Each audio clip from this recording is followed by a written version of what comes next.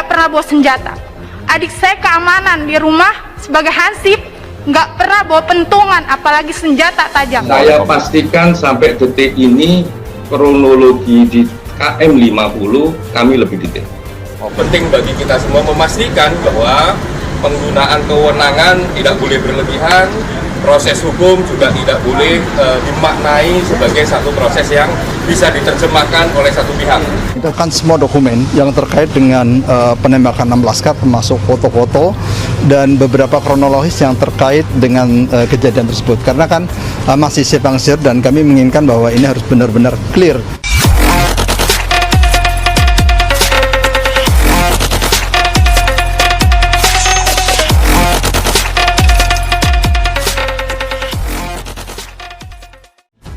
Begini, Komnas HAM minta FPI hadirkan 4 laskar FPI yang selamat dari penembakan. Komisioner Komisi Nasional Hak Asasi Manusia atau Komnas HAM BK Ulung Hapsara meminta Front Pembela Islam atau FPI menghadirkan 4 laskar FPI yang selamat dalam bentrok berujung penembakan di Tol Jakarta Cikampek kilometer 50 Karawang, Jawa Barat. Keempat anggota FPI yang selamat itu sampai saat ini belum diketahui kabarnya usai insiden penembakan. BK di Polda Metro Jaya, Jakarta Selatan, Senin 21 Desember mengatakan pihaknya telah menyampaikan ke teman-teman FPI untuk komitmen mereka menghadirkan saksi-saksi yang dibutuhkan oleh Komnas, baik yang 4 orang itu dan saksi lain jika memang FPI masih memiliki. Namun Sekretaris Umum DPP FPI Munarman pernah membantah mengenai hal tersebut. Munarman mengatakan tak ada 4 laskar lain yang kabur dari TKP penembakan.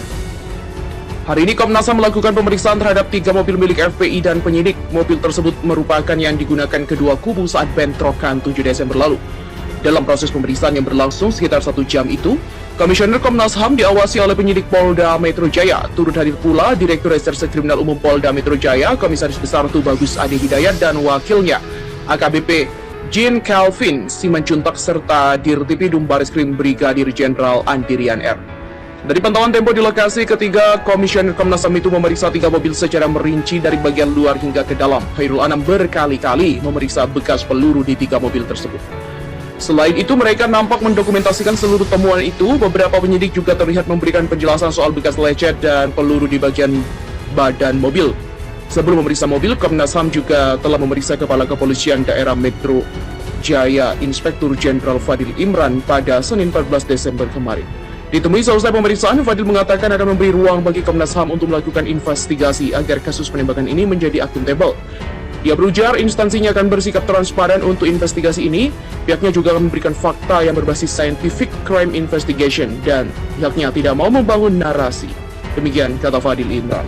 Itu kan semua dokumen yang terkait dengan penembakan 6 laskar, termasuk foto-foto dan beberapa kronologis yang terkait dengan kejadian tersebut. Karena kan masih simpang siur dan kami menginginkan bahwa ini harus benar-benar clear, transparan. Karena kemarin kan dari pihak Polda Metro Jaya dan tentunya kerjasama dengan Mabes Polri sudah melakukan rekonstruksi, tapi rekonstruksi itu kan tidak melibatkan pihak lain. Dan kami menyesalkan karena rekonstruksi itu hanya dihadiri oleh pihak penyidik saja dari pihak kepolisian. Harusnya ada pihak yang netral yang paling tidak ikut memantau. Penelusuran yang dilakukan oleh Komnas yang Anda katakan tiba terlebih dahulu di sana itu sudah cukup memuaskan. Artinya kelengkapan-kelengkapan yang dibutuhkan untuk investigasi lebih lanjut atau penelusuran lebih lanjut itu didapat semua. Saya pastikan sampai detik ini kronologi di KM 50 kami lebih detail. Oke. Sampai detik ini ya. Sampai detik ini loh. Kecuali besok-besok ada perkembangan, ada saksi yang memberikan keterangan pada pihak yang lain, mungkin. Tapi sampai detik ini kami masih confident kamilah yang lebih detail di KM 50.